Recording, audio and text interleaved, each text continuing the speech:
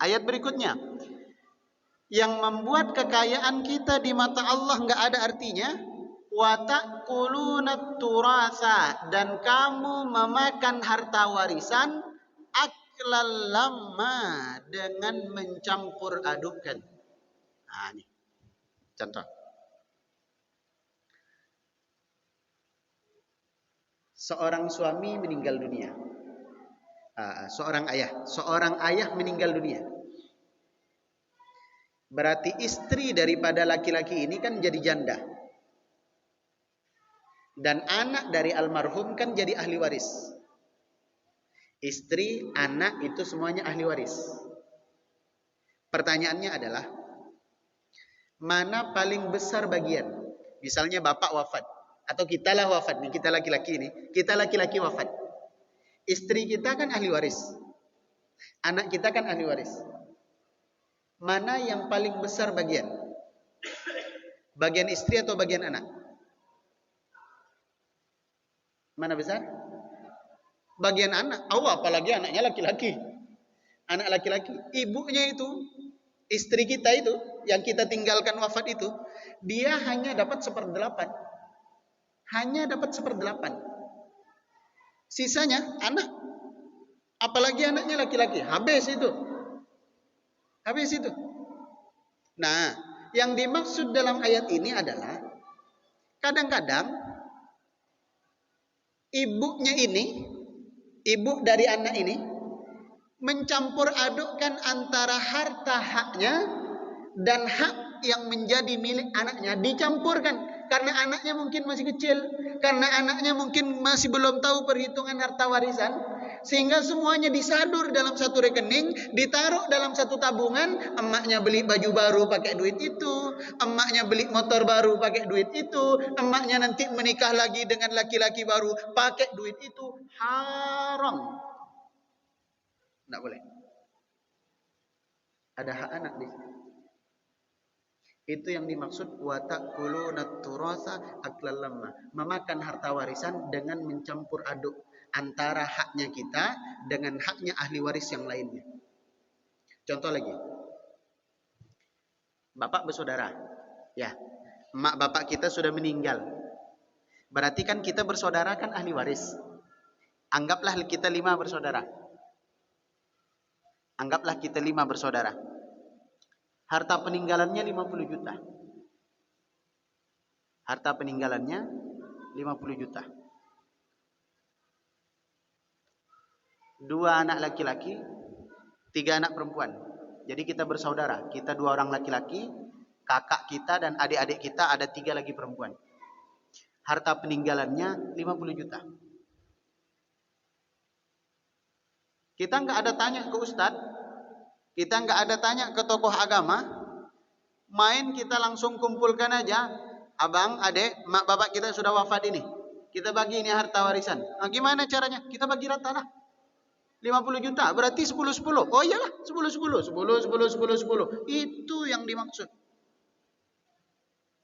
Karena nanti ada yang dia dapat nggak sampai 10 juta, tapi dapatnya 10. Ada yang seharusnya dia dapat lebih dari 10 juta, tapi dia hanya dapat 10. Dicampur aduk nih. Antara hak kita dengan hak ahli waris yang lainnya. Ini haram. Oh, kami ikhlas Ustaz. Bukan berarti karena ikhlas yang halal, yang haram jadi halal. Itu mohon maaf, orang berzina itu sama-sama ikhlas atau enggak itu? Itu yang berzina itu sama-sama ikhlas. Yang bayar ikhlas, yang dibayar pun ikhlas. Kita sama-sama suka Ustaz, terus karena sama-sama suka perzinahannya jadi halal. Tetap haram. Yang bayar sukarela, yang dibayar sukarela, apakah jadi halal? Tetap haram. Jadi jangan atas dasar ikhlas yang haram menjadi halal, nggak bisa. Pembagian harta warisan juga begitu. Kami sama-sama ikhlas kok Ustaz, akhirnya dibagi 10. Dapat daripada berantem. Pusing kita mikirin. Udah dibagi rata aja. Yang penting sama-sama ikhlas. Haram. Tidak boleh. Kecuali sudah diundang orang yang ahli dalam membagi warisan, Kemudian ustadznya sudah ngejelasin, Bapak Ibu nih adalah ahli waris. Anak laki-laki dapat 2 kali bagian dari anak perempuan. Nominalnya sekian. Jadi masing-masing anak laki-laki dapat sekian, masing-masing anak perempuan dapat sekian. Sepakat? Mau tidak mau, ini aturan Islam. Harus sepakat, suka tidak suka, ini aturan Islam. Harus ditaati. Karena kalau tidak, berdosa kita. Kalau sampai mengatakan, oh itu aturan Islam itu tidak adil itu. Kok bisa anak laki-laki dapat 2 kali bagian dibanding anak perempuan? Kalau kita mengatakan begitu, bukan hanya berdosa, kafir, keluar kita dari Islam. Karena menolak hukum Allah. Setelah dijelaskan sama ustadz atau orang yang ahli, ini dapat segini, dia dapat segini. Kemudian setelah diangan-angan, abang, adek, kan kita ini dah bersaudara. Mak bapak kita sudah wafat. Alhamdulillah saya sebagai anak pertama ini sudah ada penghasilan, pekerjaan udah mapan. Jadi nggak apa-apa deh. Yang kata ustadz tadi, bagian saya segini, saya terima. Tapi sisanya saya sedekahkan deh ke kamu. Yang kamu masih kuliah kan, masih butuh banyak biaya kan, ini untuk kamu. Nah itu baru boleh. Itu baru boleh. Kita mengatakan ikhlas setelah tahu nominal yang kita dapat itu berapa. Permasalahannya hari ini adalah kita seringkali berbicara nggak apa-apa kita ikhlas Ustaz bagi 10-10-10. Tapi setelah ngaji ilmu faraid, pembagian harta warisan, kita baru tahu, mak bagian saya rupanya banyak ini. Tahu gitu kemarin saya nggak dapat, saya nggak bilang ikhlas. Kalau saya nggak bilang ikhlas, bagian saya lebih banyak ini. Tiba-tiba datang ke kampung halaman bawa parang. Mana kemarin harta warisan itu? Kok saya cuma dapat 10 juta? Saya kemarin habis ngaji, mestinya saya dapat sekian juta nih. Berantem. Maka tidak boleh. Tentang harta warisannya hati-hati. Banyak hari ini yang dengan alasan adat istiadat tak mau bagi harta warisan sesuai syariat.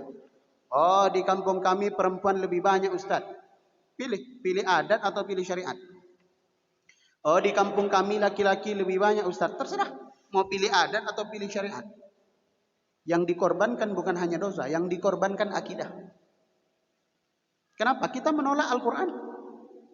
Makanya di dalam ayat yang lain Allah menyinggung kita, afatu'minuna bi ba'dil kitabi wa takfuruna bi ba'd. Apakah kalian hanya akan menjadi orang yang beriman kepada sebagian ayat Al-Quran dan kafir terhadap sebagian ayat yang lain? Perintah tentang sholat diwajibkan, oh setuju. Puasa bulan Ramadan, setuju. Perempuan tutup aurat, oh setuju. Zakat 2,5%, setuju.